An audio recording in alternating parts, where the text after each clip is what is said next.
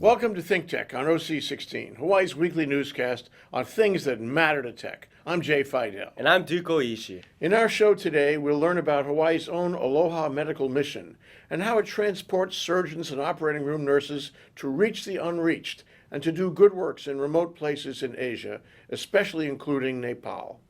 We'll see what happens when these surgeons and nurses go to Nepal.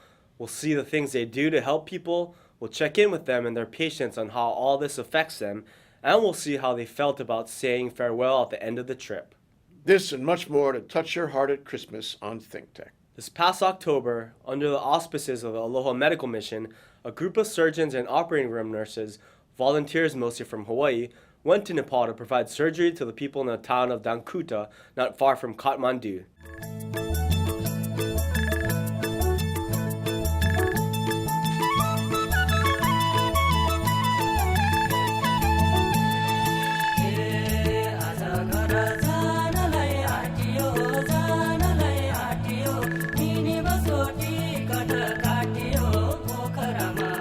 This is the story of that mission. The footage was taken by members of the group and particularly Dr. Brad Wong, president and spokesman for the Aloha Medical Mission. First, let's see what happens when the doctors and nurses arrived in Nepal. It was quite a welcoming, and here's what they found.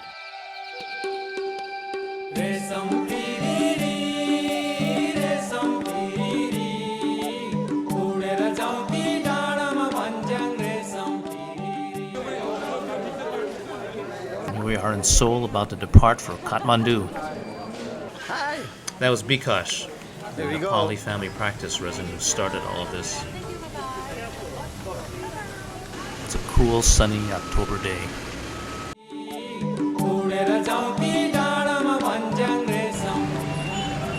In a noisy city, a prayer wheel, Buddhist. 90% of Nepal is Hindu, 5% Buddhist. A small Christian and Muslim population, full of a very rich culture. A large Buddhist prayer wheel.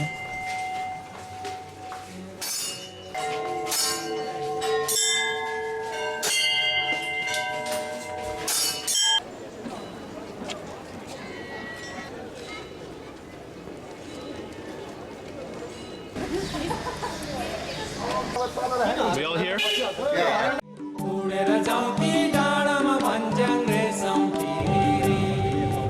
Now we depart for Biratnagar. 45-minute flight across the Himalayas. Most of these people have never been to Nepal. This is a totally unique and foreign adventure for them. I'm Farendra. And then a 3-hour drive to Dankuta. We'll be delayed 2 hours waiting for our cargo to catch up with us.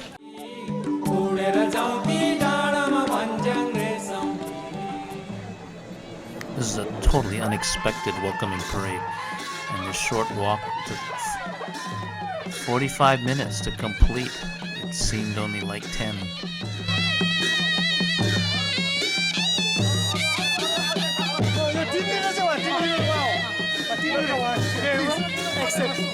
Accept the flip chart. Namaste.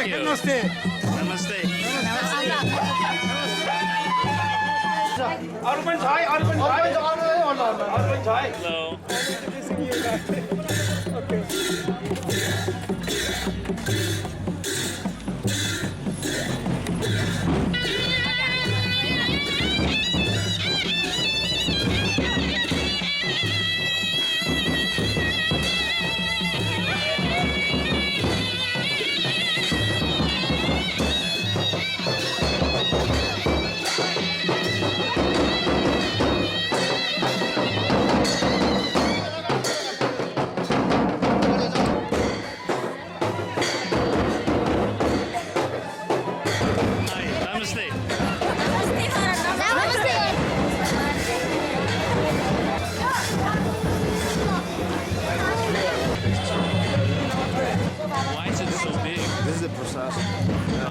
Beautiful people, and many of these women will actually be our patients that we'll operate on.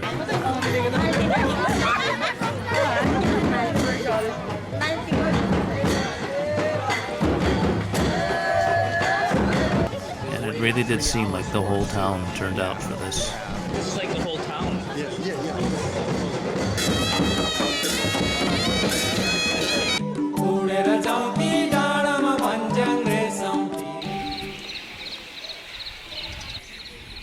single main street in Dankuta. There's a big problem with uterine prolapse in the women who have to return to work 2 or 3 days after delivering babies, carrying weights like this.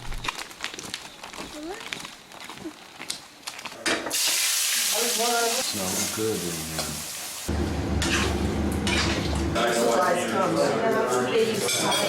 We ate well.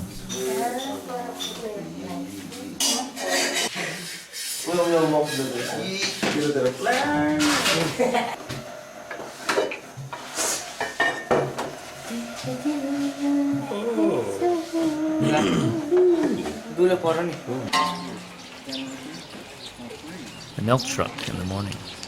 This could very well be buffalo milk, since the Hindus don't drink regular cow milk. 50-second walk to the hospital, a 24-bed hospital with a large operating room which has never been used to do major surgery. This is our clinic with patients waiting to be seen. 1,000 patients screened, 600 selected, and 300 are here hoping to be operated on.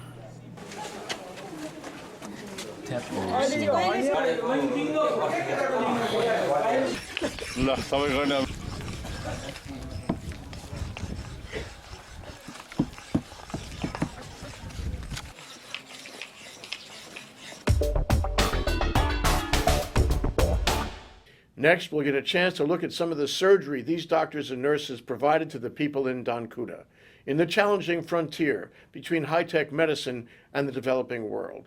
The footage is sometimes graphic, so parental discretion is advised.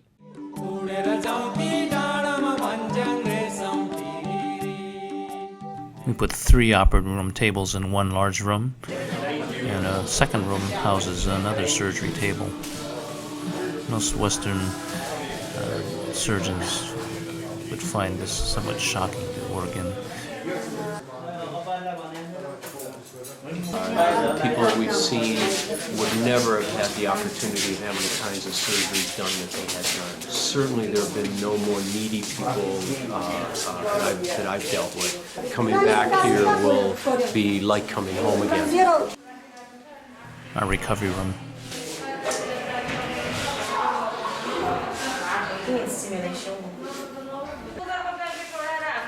And we always bring toys for the kids.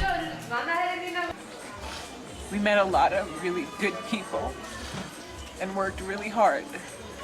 And it's hard work, but we're doing it because we help these people and we see them smile and they're all in it with us together.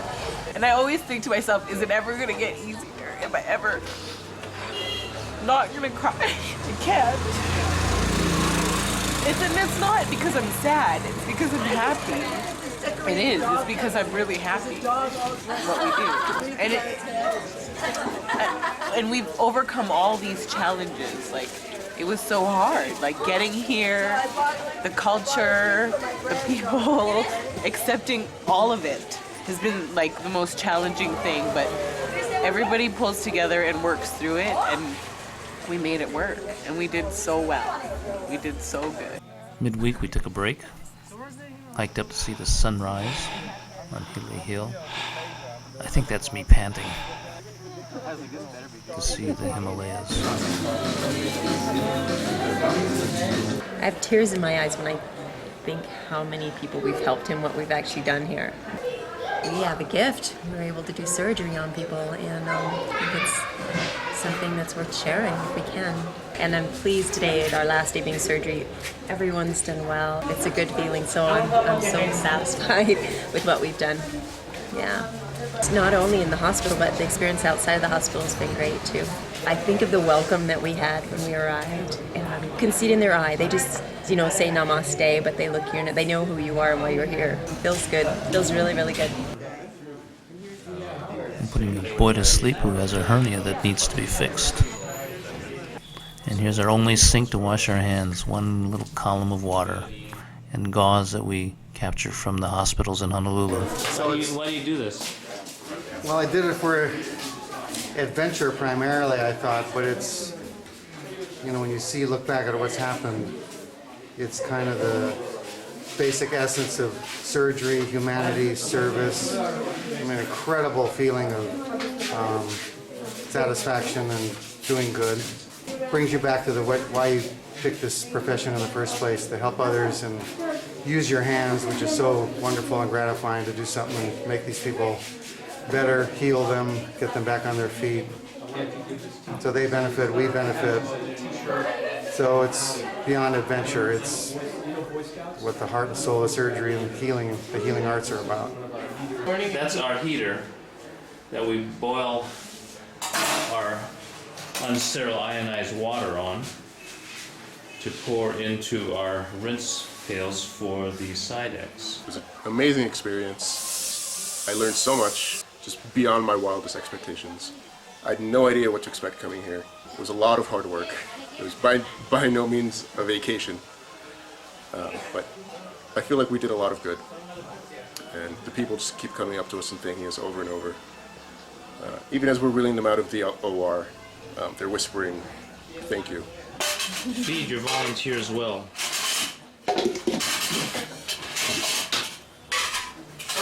Momos in Nepal. Tangerine. Saucer, cheese, Tea. Hot sauce. and treat. And treat. Orange drink. It makes me realize why I went to medical school. A lot of the satisfaction that I get here is not achievable where I work at due to politics and constraints of insurance and everyday rigors like that. But being here, you're part of a team. Everybody works well together, and it's just really satisfying. This girl we saw her first day, she has an abscess in her belly and probably would have died if we didn't operate on her. We're going to make an incision and drain this pus. She'll recover and go home 3 days later. I think we've made a pretty good dent in giving these people a sense of self-esteem and in taking care of some acute problems and letting them know that somebody outside of their community cares about them. They really appreciate us and they were very warm and welcoming. As a physician, I think we worked great as a team. I was really impressed with the quality of the nurses and the techs and all the people who came together, who didn't know each other, didn't work together before, and just were able to pull it off. Now this is an artificial hand that's donated by the LN4 Foundation. And we distributed 7 of these in Dankuta. And hopefully they'll distribute the rest of the 12 that we left with them.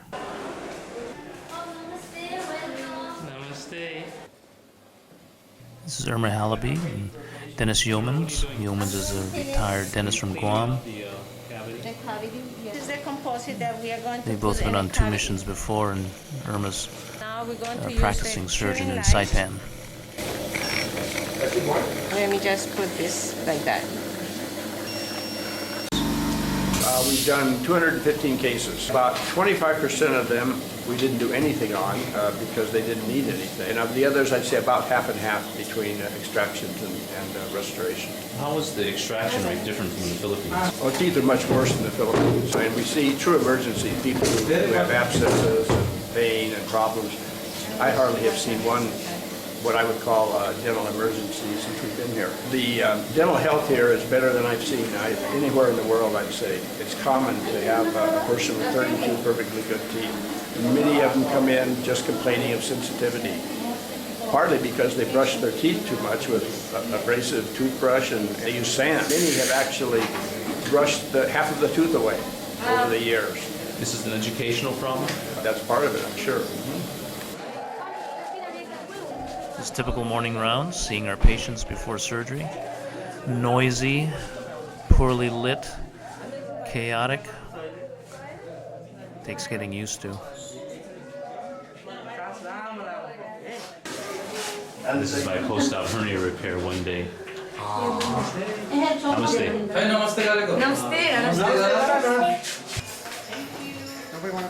It's time to pack up after 9 days of operating.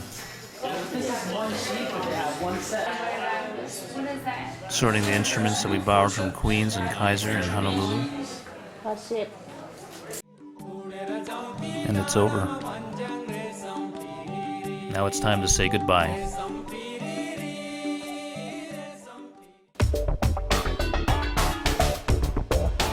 To fully appreciate what happened here, we also need to take a look at the end of their trip and see how they felt about saying farewell.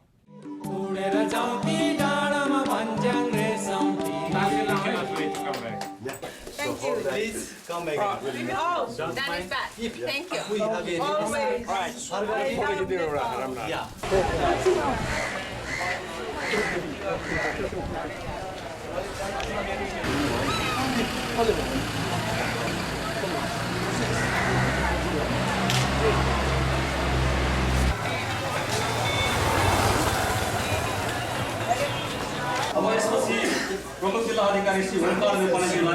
Aloha Medical Mission has definitely made me a stronger person. a lot of adventure. The people here are just amazing. You know, it's one of the scariest things I've ever done in my life, probably, just to not be able to communicate. It's just different, and it's good. It makes my heart full. It makes me so happy just knowing that we're helping people. We've touched some lives, and it's almost like a give and take because they touch my life too. This is a park ranger we met on a hike. Thank you. Bravo! We're on a 3-hour drive to the airport in Biratnagar, followed by a flight back to Kathmandu.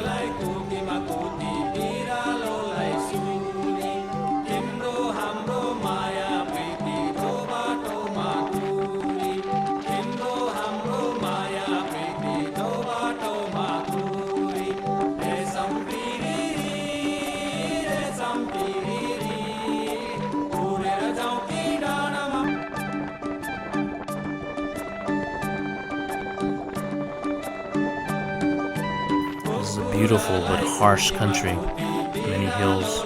The geography determines the lifestyle of the people clearly. With little arable land.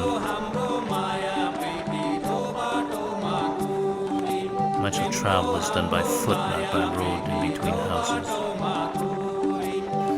They're on 2 hours away, where the medical school is. And from here it's another hour to the airport.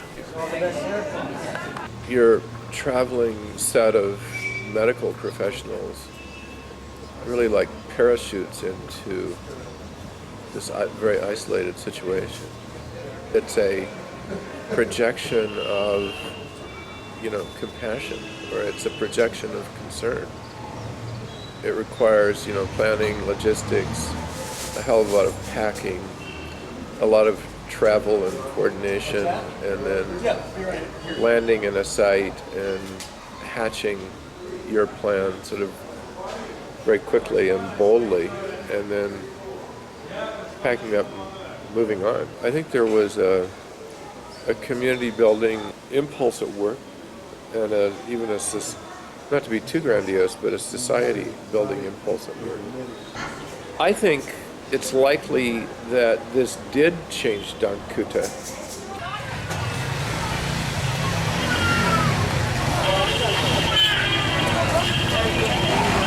Sure. Goodbye. All the best. Until next time. Okay. Nice flight. It's been a long, strange trip. Speech! You'll get one, don't worry.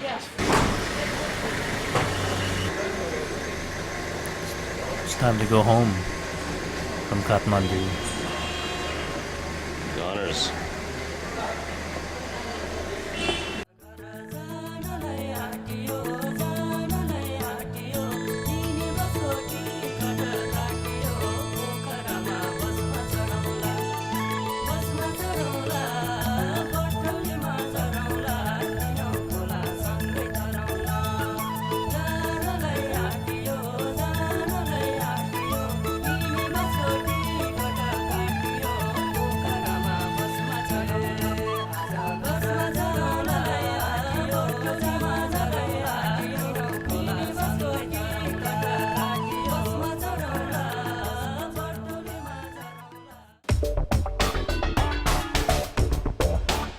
This footage and the story of this trip and the mission of these doctors and nurses is powerful and clarifying for all of us.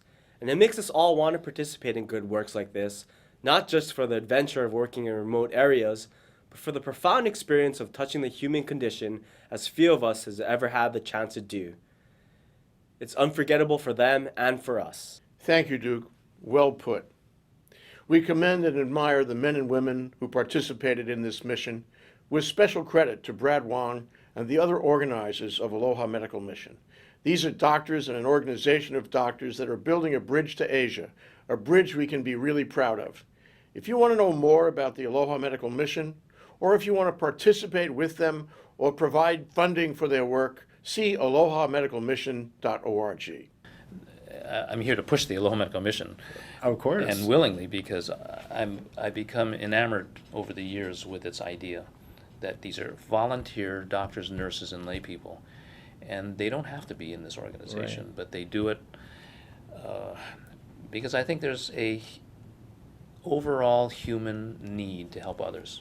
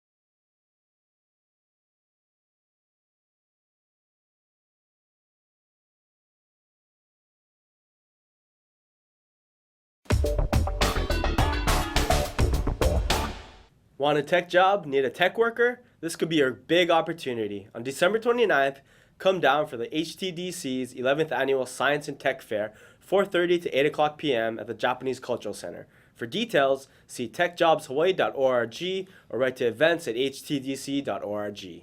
Bill Spencer, president of the Hawaii Venture Capital Association, is back to give us this week's Spensation on whether we can depend on tourism alone to maintain the things that bring tourists to Hawaii. Bill Spencer, thanks so much for coming down to ThinkTech. It's great to have you here. I love it being here, Jay. Thank you. We want to know about your Spensation this week. What have you got? Well, Jay, a couple of weeks ago, the departing director of DLNR came out with a headline story that declared that there was $250 million of backlog in park maintenance in Hawaii. She recommended that $50 million a year be applied to all the work that needs to be done just to get our parks up to par. She said our parks are junk. And I started thinking about this, and what really concerned me was the same paper, the same day, the Hawaii Economic Organization declared that tourism was coming back and it was going to drive Hawaii's recovery. Well, if you do the numbers, how is tourism revenue going to generate enough money to keep the very thing that people come to Hawaii to visit in shape? They would have to spend $1.25 billion, that's billion with a B, a year for the next 5 years just to generate 4% excise tax revenues equal to $50 million. That's $6.25 billion just to get things up to snuff. This is the problem with tourism. You know, some economists believe that we should target what we do best, and that's tourism. But to me, it's like a dog chasing its tail. We're never going to get ahead of the curve. That's why I've always been a proponent of diversifying the economy with industries that can export goods, services, and intellectual property and create a larger tax base. That way we can maintain our parks, keep our trails in shape, protect our beautiful environment, and then benefit from tourists spending money in our economy. Because eventually, if we don't keep up, they're not going to come. The other thing is it affects us. You know, it's worse than just depriving the tourists of these benefits. We're being deprived. Let me start that again. It's worse than that, Bill. It's worse than just depriving the tourists of these benefits. We don't have the benefits either. So what happened here? Do you have an idea what happened during the Lingo years so the parks should decline this way? That's really awful. We should be mad as hell about that. It's a perverted priority, a perverted sense of priority. Clearly, the people who live here, I mean, I'm embarrassed to bring visitors and take them to the beach because the beach bathrooms are in such a sorry state. We don't seem to connect the reality to the problem. And I don't see why people keep relying on tourism as the economic engine. We have got to bring in more tax revenues. It's the goal of the next administration to do that and stimulate that. That's why I'm really encouraged that we might have a shot this next time. I'm with you on that. Great, Bill. Gee, this is an important point, and I think it's going to be addressed, knock wood. And I'm looking forward to a better time in tourism and for us too. I agree. Thanks, Jay. Thank you, Bill. Aloha. Aloha. We'll be right back to wrap up this week's edition of ThinkTech. But first, we want to thank our underwriters.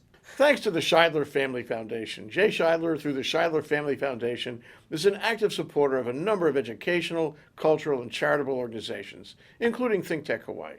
Hawaiian Electric Company, HECO and its affiliates Miko on Maui and Helco on the Big Island are deeply committed to supporting the communities they serve.